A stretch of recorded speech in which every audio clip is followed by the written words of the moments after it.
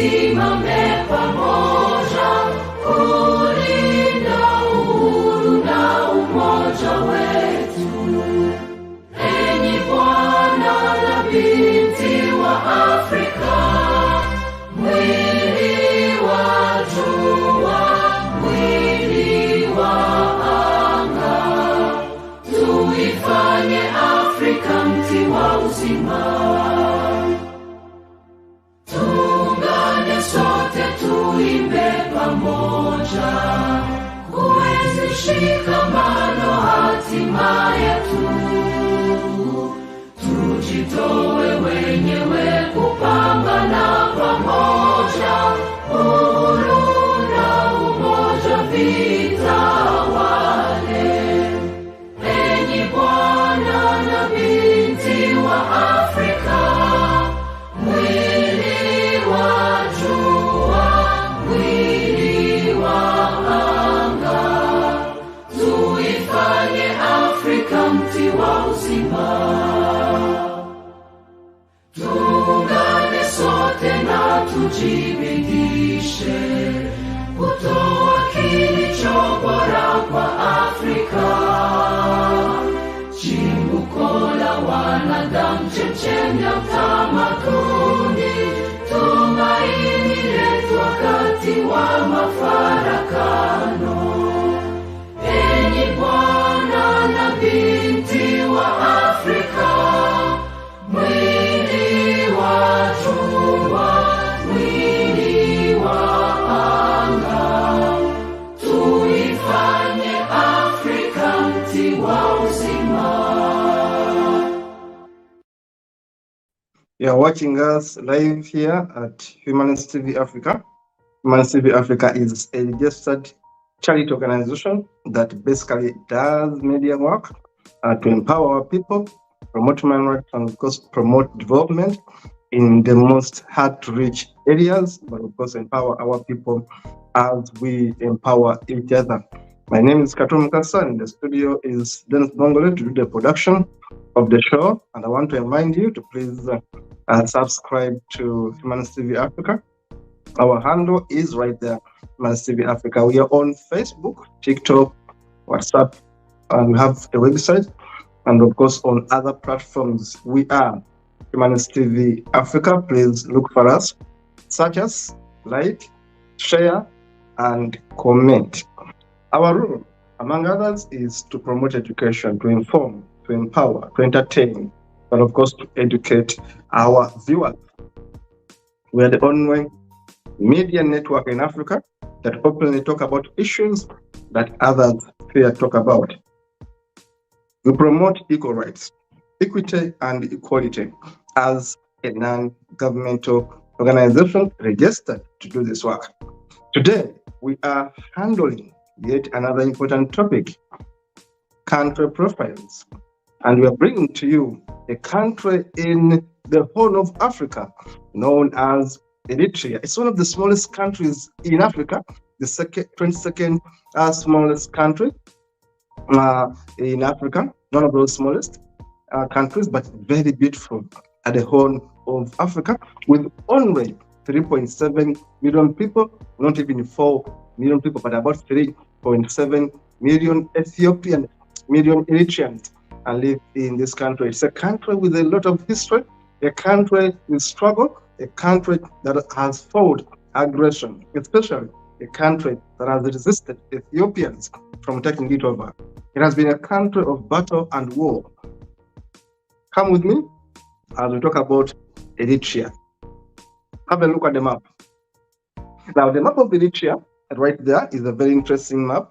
You can see the main colors there, blue and green, and of course red. It's a country of productivity. Remember, when you see that symbol there, it's a symbol of life and food. Now, Ethiopia took over Eritrea for a long time, and Eritrea has been fighting back. Now, this map of Eritrea shows you how beautiful Eritrea is, even on the map of the world. Now, Eritrea is a very beautiful East African country that is bordered by Sudan, Djibouti, and Ethiopia. Now, when you look at this map shows you where Eritrea is. Look at Eritrea. Ethiopia is right there in the middle, right there, right there, right there, at the extreme down part of it. There's Djibouti, there is Yemen far away, and of course there's the Red Sea. Now the Red Sea makes Eritrea a very important destination for the rest of the world. The Red Sea connects Eritrea to the rest of the world, and this one makes it a stronger economy in terms of tourism, in terms of a gateway to the rest of the world. Remember that Eritrea was once called Madre Baha, which means land of the sea. Why? Because of the Red Sea right there. And of course, the term Eritrea is derived from the Greek term Tenassi Erastus, which can be translated to mean Red Sea. Eritrea, the capital city is Asmara. The president is Isaias Afwerki, and of course the currency is Eritrean Nakfa. The area of Eritrea is 117,600 square kilometers, of course. And of course the capital Asmara, and of course the map of Eritrea right there shows you how beautiful this country is. You're going to give me a minute right there. Dennis, I'll be explaining a few things right without moving this image here now. In terms of resources, Eritrea is a rich country in terms of resources. Remember, many African countries are rich in terms of minerals, but are poor in terms of income. Now, let me tell you about Eritrea's resources. You may be surprised. Eritrea has a small population, remember, and it has some of the best resources in the world. Now, listen to this. Eritrea has minerals such as copper. If you look at that map kingdom, it has copper, it has potash, zinc, oil, natural gas, cement, gypsum, granite, marble, ceramics, limestone, and iron ore. All those things are in Eritrea. Apart from that, Eritrea has high quality diamonds at a place called Batuli Local Miners Community. One of the best diamonds can be got in Eritrea. But also, Eritrea has a collection of other minerals. Of course, I talked about gold, zinc, copper, oil, potash, limestone, gypsum, iron ore, and natural gas. Eritrea has all these minerals. And in the green belt, Eritrea's green belt hosts all these base metals, we call them base metals, that cover about 70% of the country. 70% of the country is covered by base metal. No wonder Ethiopia always wants to take over Eritrea. Ethiopia is selfish. They look at Eritrea's resources and they want to take them over. Now, Eritrea has also an oil refinery, which can be found in a place called Asabo. There are also scattered depots of agnite coal around the area of Asab. So Eritrea even has oil resources, gold, copper, diamonds, but still Eritrea is considered as a poor country in terms of people having cash in their pockets. Let us move on and see other images. I've given you a brief of the economy of Eritrea. Now here, I want to show you who is in Eritrea. Remember, we have Ethiopia near Eritrea. There are many tribes in Ethiopia that can be found in Eritrea. Look at that map. The Afar, the Elon, Hadrab, Kunama, Hana, Nara, Rashaida, Saho, Tigray, and Tigrinya. Some of the regions of Ethiopia, and of course, linguistic groups that we are going to find in this beautiful country we know as Eritrea. Now, Eritrea also has these regions. If you ask me, the Northern Red Sea region, Anseba, Garababaka, and of course the Southern Red Sea region and the others. Those are the regions of Ethiopia. You can see Ethiopia right there, Sudan up there, the Red Sea, and of course we see the United States of Eritrea right there. The Kashetan, Serahe, Akizaguzan. We have the Sahel, Baka, Dankara, and Akel Guzan, among other regions that make this beautiful country, a beautiful stretch of Eritrea. Now, let us look at the country statistics.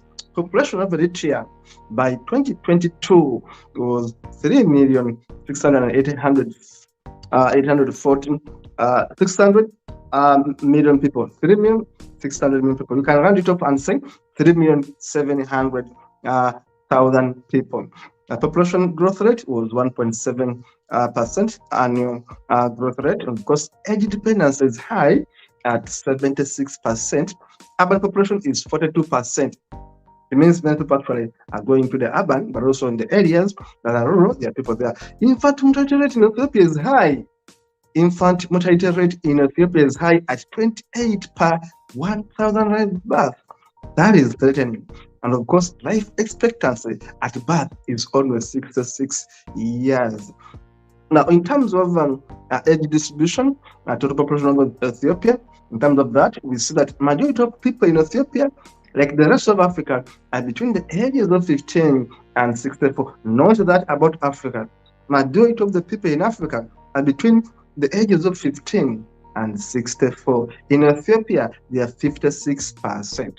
Now, the other age group, which is also big, is the ages between 0 to 14 years, that is 39%. Now, those above 65 years are only 4%. It means the population is much younger in Ethiopia. We look at electricity there. Electricity, Ethiopia has a bit of production. I told you it has a bit of energy, but not so much. And consumption, right there, not so much. It doesn't export much of the energy and doesn't import much. They simply get enough for themselves. Now, in terms of technology, airports are 13, cellular phones about 500,000, 6,000, 500,000 telephones there, 500,000 of course. Highway coverage is about 16,000 kilometers. Internet users about 69,000 people there. Railways cover about 306 kilometers per 2018 data. Telephones about 66,000 in Ethiopia. Of course, this data can be changed because years have gone by. Now, in terms of geography and environment, remember I told you Ethiopia is located in the Eastern Africa, bordering the Red Sea between Djibouti and Sudan. Total area is 117,600 square kilometers. Land area covers that. Water area is quite big at 16,600 square kilometers. The coastline of Ethiopia is one of the biggest coastline in Africa. It is 2,234 kilometers. The coastline alone is big. Now, climate is hot, dry desert, and sweep along the Red Sea, and cooler, wetter in the Central Highlands, and of course up to 61 degrees. Okay. Now, in terms of rainfall, of course, it has rainfall right there between June and September, and the semi-arid water hills, and of course lowlands. In terms of terrain, Eritrea is dominated by extension of Ethiopian north-southern trending highlands, descending on the east to the coastal desert plain on the northwest to highly hilly terrain, and on the far left. Now, sources, of course, I get this information from the World Bank. As always, the World Bank gives me the best information on countries in Africa. People of Ethiopia, remember, I told you that Ethiopia has no big difference in terms of people composition with Ethiopia. Eritrea and Ethiopia are sisters and brothers. Look at the people, happy people, beautiful people in Eritrea. I should tell you, yes, beautiful people right there in Eritrea there. Now, that is Asamara and the photos. As we see these photos, then it's going to be showing the photos, and I'm going to be taking you through the history of Ethiopia. As we see these photos, then slowly I want to take them through the history of Ethiopia. Now, we are saying that Ethiopia is a rich country, which is having access to the Red Sea. But this one also has made it so much available for invaders. For example, the Ottoman Empire in 1557 attacked Eritrea and occupied it, made it one of its colonies. And the Ottoman Empire colonized Eritrea for 300 years. As you see those photos of Asmara, the capital city of Eritrea, I want to give you a brief history where this country comes from. For 300 years, the Ottoman Empire ruled Eritrea. That's why you see a bit of Arabic blood in people in Eritrea. Now, in Later on, of course, we see, and between 1882 to 1941, Eritrea was colonized by Italians. It had been taken over by the Egyptian khedives, and then the Italians took over from the Turks. Also, the Turks took over Eritrea, and of course, we see the British took over Eritrea between 1941 to 1952. The British were ruling Eritrea. In 1840, Egypt occupied the lowland part of Eritrea. In 1872, Egyptians displaced the Turks and ruled Eritrea, covering the Red Sea.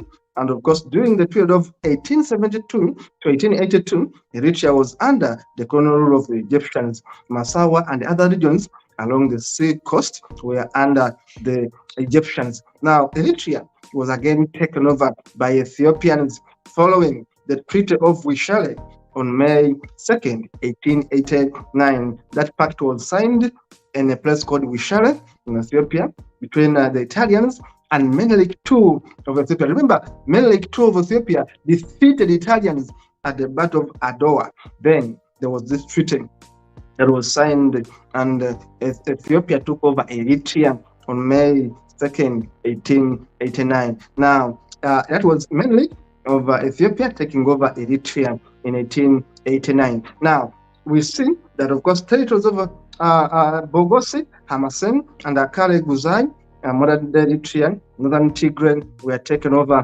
by Ethiopia in exchange of a sum of 30,000 muskets, among other things, which were given to the Italians. So we see that Ethiopia began colonizing, occupying Eritrea. If you didn't know that in Africa there were African countries which colonized others, now you know that Ethiopia, in fact, colonized, occupied, took over Eritrea. Interesting history right there.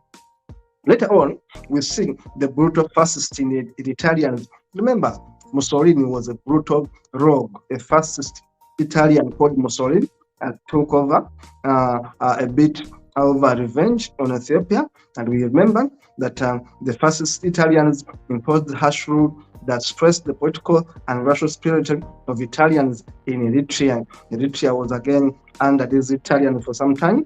And of course, in 1938, it was even worse. They were having been taken over by the Italians. Now, Ethiopia again gained control of Eritrea from the Italians, and Eritrea fought back. Eritrea fought back so hard. 30 years of fighting. Eritrea was fighting for their independence, and they got their independence in 1993. Eritrea fought back. They got their independence in 1993. And of course, in the late 1950s, Eritreans began organizing an armed rebellion from the base in Cairo. They went to Egypt, organized the rebellion, and then came back, fought for their independence. In 1962, Ethiopia Emperor Haile Selassie dissolved the federation and annexed Eritrea, triggering a war that would last 3 decades. 1962, it was Haile Selassie who caused this war.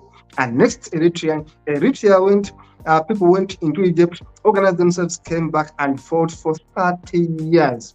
They were fighting Ethiopians. You can imagine Africans fighting against Africans, Africans fighting against each other for independence. Ethiopia had taken over Eritrea. Eritrea went into a rebellion for 30 years. They were fighting the invaders. Between 1961 to 1991, it was a war, serious war, where many people were lost. And of course, we can say that Eritrea has some of the best armies in Africa. Not that Eritrea has some of the best armies in Africa.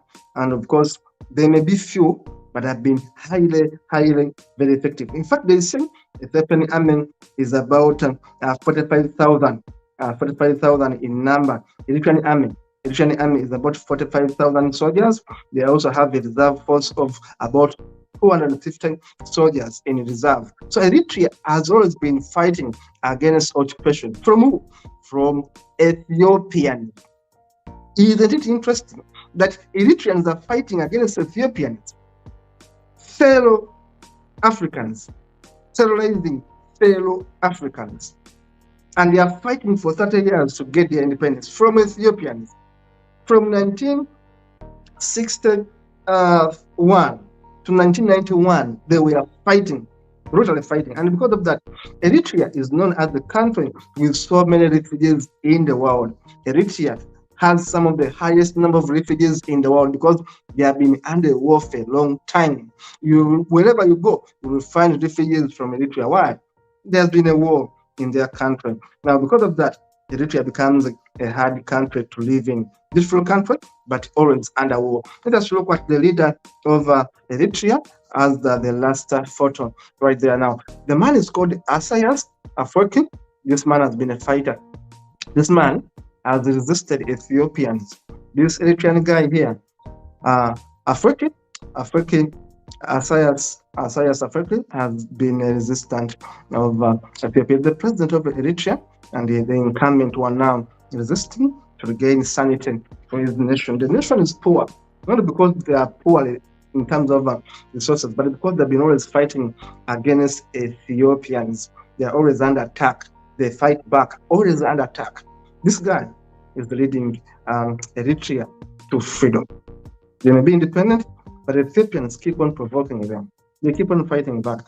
Eritrea is one of the countries in Africa with the highest number of refugees in the world. They're always running because the Ethiopians are always attacking them. Yet this country is peaceful, but we cannot recommend you going to Eritrea because it's not stable.